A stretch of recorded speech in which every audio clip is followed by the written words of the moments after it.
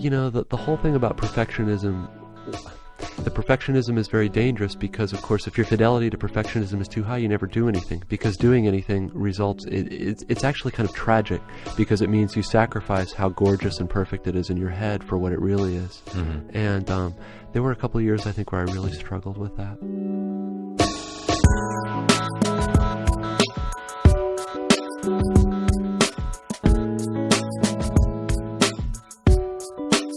I played real serious tennis when I was a child. I played it enough to start to feel like it was beautiful.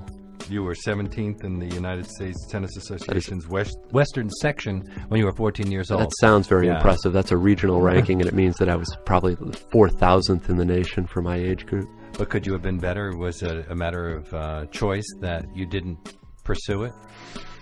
I perhaps could have been somewhat better. One of the interesting things about playing competitive sports as a child is that you confront your own limitations rather starkly at a certain point.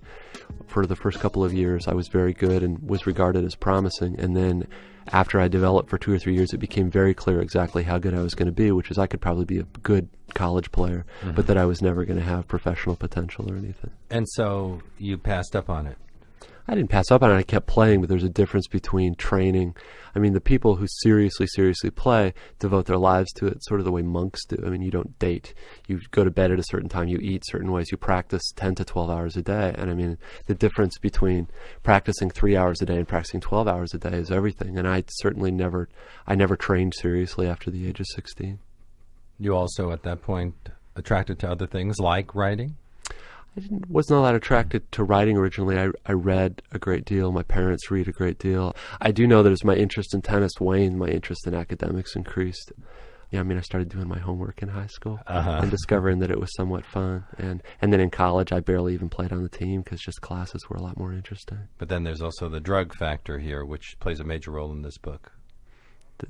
Yeah.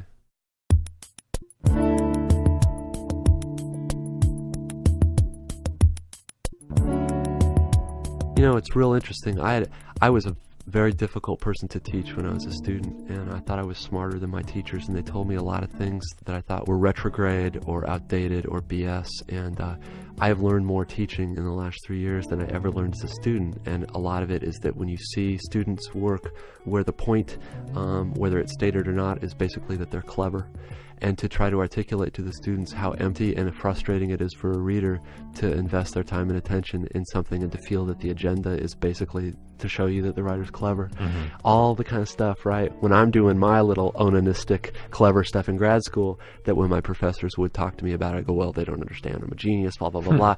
Now that I'm the teacher, I'm starting to learn. It's like the older you get, the smarter your parents get. Now I'm starting to learn that they had some smart stuff to tell me. And you probably are further victimized by all of this because certain kinds of students will gravitate to your class, and those are people who think that they're kindred spirits. Yeah, in a certain way, although the only way that I'm well known at Illinois State is that I'm the grammar Nazi. And so any student whose deployment of a semicolon is not absolutely Mozart-esque knows that they're going to get a C in my class. And so my classes tend to have like 4 students in them. It's really a lot of fun.